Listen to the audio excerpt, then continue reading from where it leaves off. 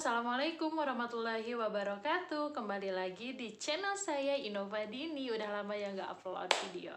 Nah, jadi di video kali ini aku mau bercerita tentang Albi yang umur 5 bulan udah disunat. Seperti apa reaksinya setelah disunat? Ini dia. Assalamualaikum. Wah, sekarang Albi udah di kamar ya? Iya, Albi mau disunat. Doain ya. Mau disunat.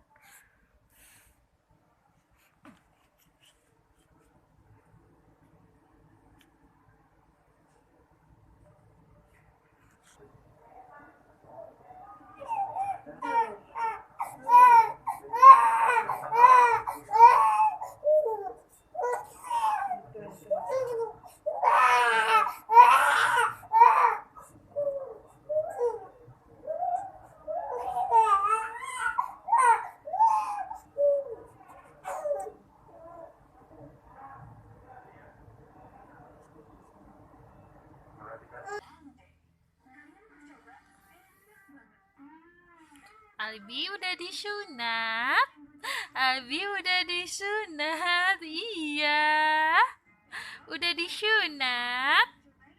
Iya. Jadi gejalanya adalah yang pertama Albi itu waktu sebelum umur 2 bulan pernah bercak 5 hari di diapersnya, kemudian pernah juga panas 1 kali. Akhirnya aku konsulkanlah, dok, kenapa ya ini kok ada bercaknya, berapa hari, 5 hari gitu. Oh, dilihat dulu ya. Akhirnya dilihatlah sih kemaluannya. Ternyata fimosis itu adalah pada dasarnya bayi atau anak yang belum disunat itu fimosis, tapi apakah dia bergejala atau enggak. Kalau misalkan nggak bergejala, dia nggak apa-apa, jadi bisa disunatnya nanti-nanti gitu ya. Tapi kalau bergejala sebaiknya disunat lebih cepat.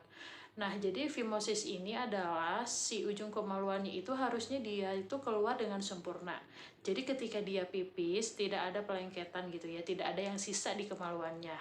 Nah, berhubung Albi punya latar belakang bercak 5 hari, kemudian pernah panas juga, kemudian pas diperiksa ya benar ada sisa kencing di ujung kemaluannya, akhirnya haruslah disunat.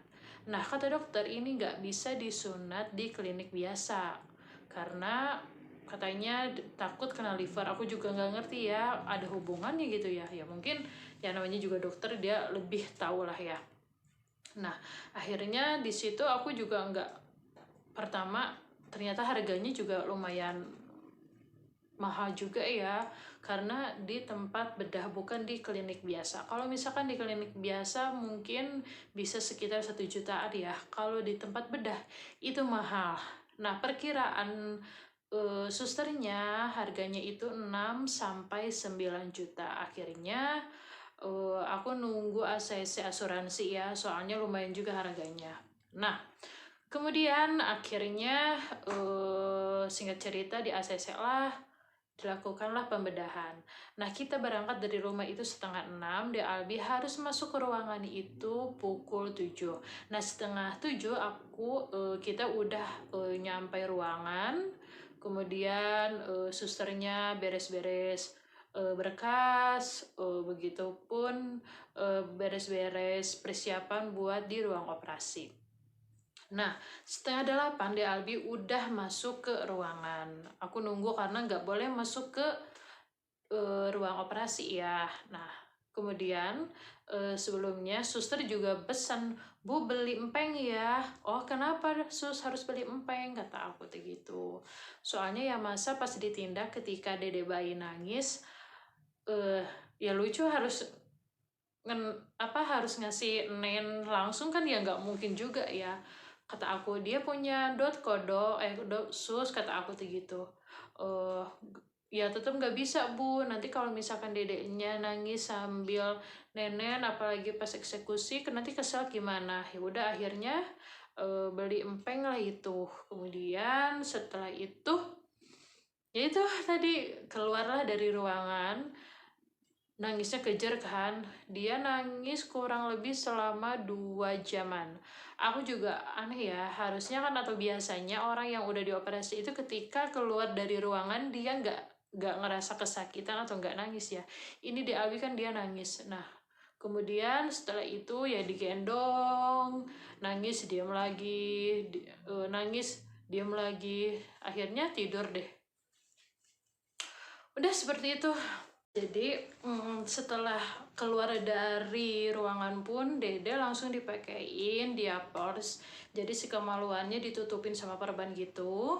Dan ternyata di rumah juga aku kan tanya boleh nggak pakai popok kain gitu. Terus susternya bilang, oh enggak ya bu, pakai diapers aja, soalnya kalau pakai kain kan dia daya serapnya lama gitu ya, jadi bisa basah kemana-mana. Kalau misalkan pakai pakai diapers, dia daya serapnya lebih cepat gitu, jadi udah pakai diapers aja.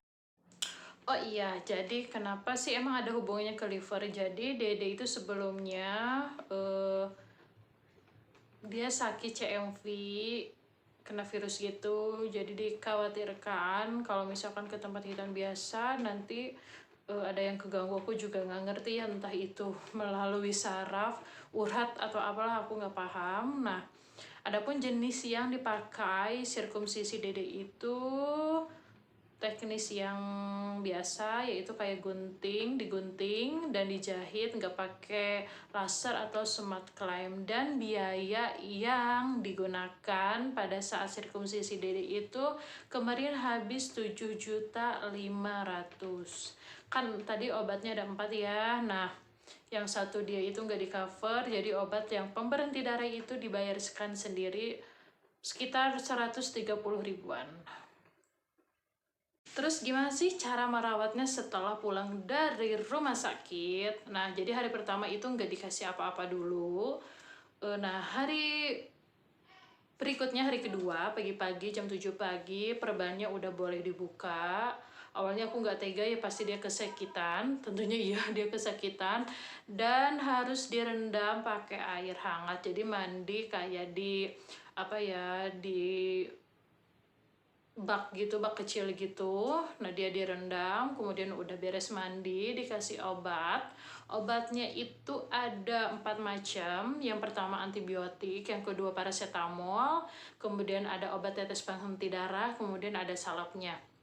Nah, kapan sih si obat pemberhenti darah sama salapnya dipakai? Ketika sehabis mandi. Jadi ketika pagi udah habis mandi, dikasih obat tetes itu, pemberhenti darahnya itu 20 tetes, kemudian udah agak kering dikasih salap. Nah, kalau misalkan obat minumnya antibiotik dan obat pereda panasnya itu dikasihnya sehari 3 kali. Cukup, nggak ribet juga sih, cuman kalau di hari pertama pasti drama dan tentunya iya, aku butuh bantuan. Biasanya aku bisa buat mandiin sendiri dan ini perlu bantuan. Karena yang ke satu dedenya pasti kesakitan, yang kedua pasti kakinya gerak-gerak. Nah, alhamdulillah hari pertama terlewati. Antara kasihan dan lucu juga, Dede kan ini usianya 5 bulan, dia udah tengkurap. Nah, biasanya dia ketika miring udah langsung tengkurap, miring udah langsung tengkurap. Ini mungkin dia merasa kesakitan ya.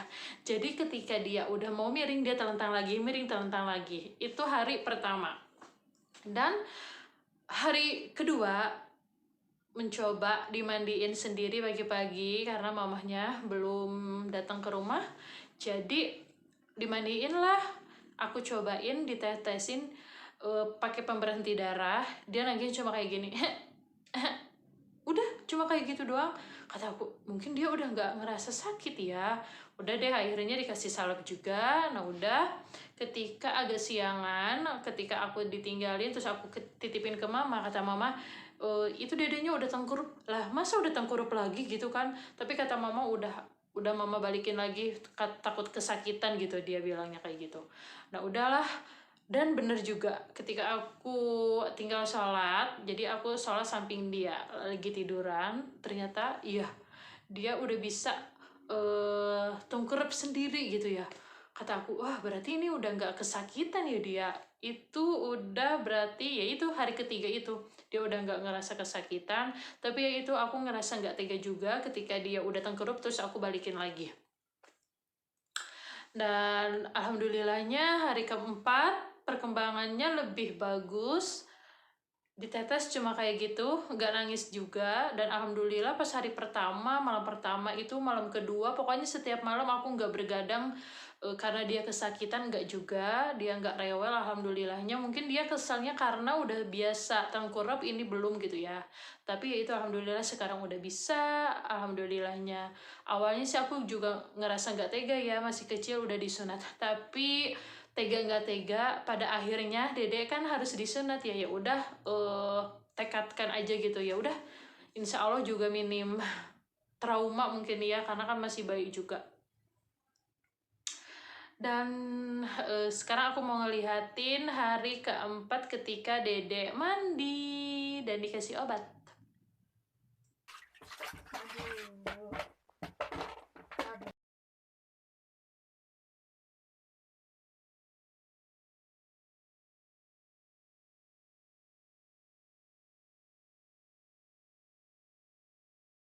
Itu dia video tentang De Albi yang usia 5 bulan udah disunat.